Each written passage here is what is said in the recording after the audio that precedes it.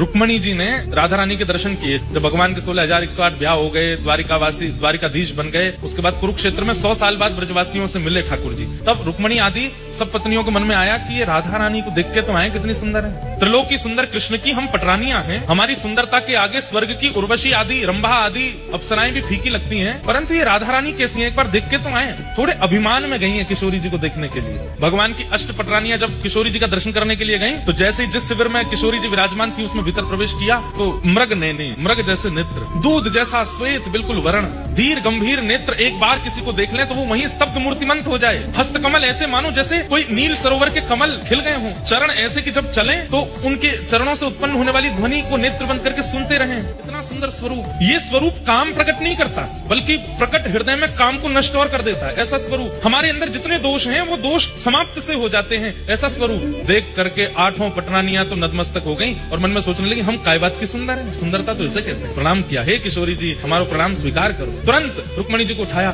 मैं राधा रानी नहीं हूँ, मैं तो दासी हूँ। राधा रानी भीतर है, किशोरी जी तो भीतर विराजमान है। 8 में से 4 तो वहीं से लौट गए। बोले जब दासी की सुंदरता हमसे सहन नहीं हो रही है, किशोरी जी को कहाँ देखेंगे। 4 ने प्रयास किया और भीतर गई तो बाहर जिसे देखा उससे भी अतीत सुंदर। बाहर वाली की सुंदरता तो दोष नष्ट कर रही थी, अंदर जिसको देखा उससे दोष नष्ट तो हुए बल्कि गुण प्रकट होने लगे। दया, प्रेम, शीलता, ये सारे जो अच्छे गुण होते हैं उसका दर्शन करके वो प्रकट होने लगे। बोले निश्चित किशोरी जी ने। प्रणाम किया, बोले आप किशोरी जी? नहीं मैं दास। किशोरी जी भीतर है। 2 वहां से भी लौट गई। बोले कि अब किशोरी जी को नहीं सहन कर पाएंगे हम, ये तो दासियों ने हमारे मान का मर्दन कर रखा है, किशोरी जी क्या करेंगे। कहते हैं अंत तो गत्वा रुक्मणी जी पहुंची बस। और जैसे ही रुक्मणी जी ने प्रवेश किया, असंख्य, संख्या गिनी नहीं जा सकती, इतनी असंख्य सुंदरियां चारों ओर बैठी हैं। और उन सबकी सुंदरता में विशेषता यह है, एक की भी सुंदरता काम प्रकट नहीं कर रही है, सबकी सुंदरता गुण प्रकट कर रही है, नेत्रों से अश्रु प्रकट कर रही है, दीनता प्रकट कर रही है, दैन्य प्रकट कर रही है। और उन सबके मध्य में एक सिंहासन पर तप्त कांचन गौरांगी